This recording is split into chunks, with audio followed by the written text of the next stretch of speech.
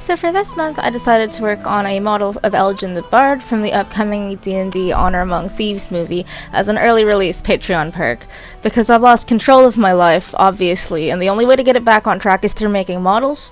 Also, I fucking love bards, they're my favorite class, argue with the wall. So I chose to make a stylized model based off of a real person, because I figured it would be a fun challenge for me. I've never done anything like that and thought, why not? So we're starting off with a ton of reference here, and the first thing I did was trace around a photograph of latter-day Chris Pine to get a feel for his facial structure and features. I did this mainly so I can guess at what I can exaggerate into a more cartoony look later on. Tangent, as long as you're not making a profit off it and are using it to learn core skills in art, I don't see a problem with tracing. I did it lots when I was learning to paint digitally, and it taught me a lot about values and how to make my paintings look alive. I think it's kind of stupid to gatekeep techniques like this that can be a valuable teaching tool for basic things like anatomy, composition, and lighting.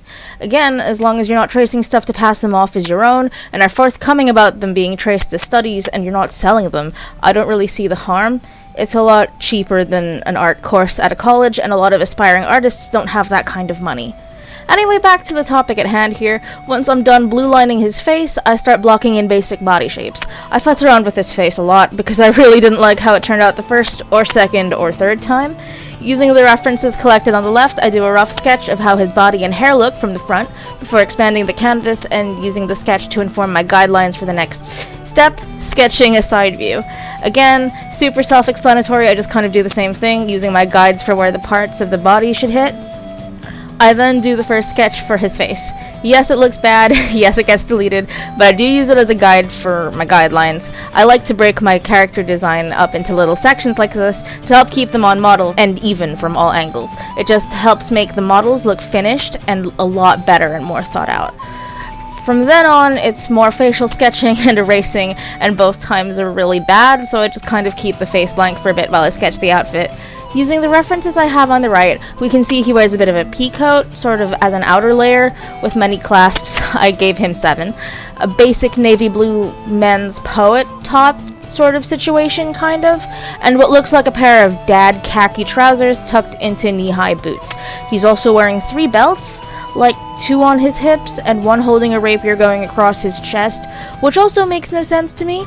Your chest belt should be a lute strap if you're a musician, and one of the hip belts should hold your sword, but I digress. I'll probably change the finished model to reflect this. It's clear whoever designed his outfit doesn't think functionally about how it should work, or has never been a musician who loves swords, but since I am both, I can and will make the changes necessary to make this costuming choice work.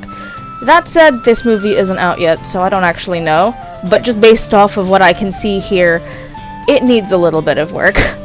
Now that we're done with his outfit, I really did kind of just have to focus on his face, so I went back to where I was doing the blue lining on that big blank stretch of canvas and began sketching out faces closer to the reference so I wouldn't lose focus as much. ADHD artist tip, don't sketch faces far away from the reference. If you're like me, you'll forget how it looks and it will look shit, so sketch closer to the realism reference so you can see the things you'll be exaggerating. For this piece, I'll be giving him a bigger, rounder nose, and slightly bigger, more anime-esque eyes. He'll still have his very thin lips, sharper cheekbones, and huge eyebrows and eye bags, so jury's still out for the 5 o'clock shadow. We'll see if I can make that look nice in the modeling stage.